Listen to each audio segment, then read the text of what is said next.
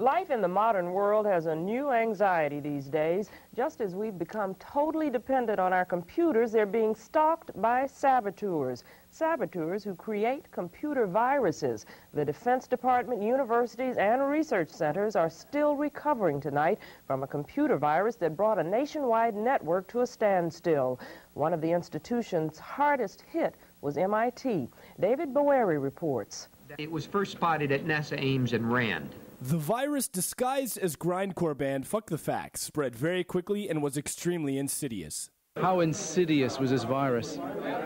Well, it spread very quickly. There are reports in newspapers today that it has made its way to Europe and to Australia. Although the virus has never made it to Australia, Jeff Schiller replaces the word town with machine to describe their tour. Just ran. It would enter your machine, it would do its thing, it would go to other machines. By playing these towns, or machines, Fuck the Facts would ultimately stifle its insidiousness by spreading too quickly. We believe it was intended to spread more slowly than it did so that it wouldn't be noticed as quickly, which would actually have been more insidious if it spread out to a large number of machines and, say, held a surprise and did something. This is Mark Eichen, a full-time Mennonite, part-time rapist. Once we had it stopped, we were able to take it apart, sort of like dissect it and tear it apart piece by piece. It's these three processes right here, these three programs, the SH with the parens around them, are in fact copies of the virus that are running there. The virus acts on a few very basic principles. It enters the country legally and then spends its time throwing around frisbees in parking lots. Other traits unique to the virus are hanging out in dank basements.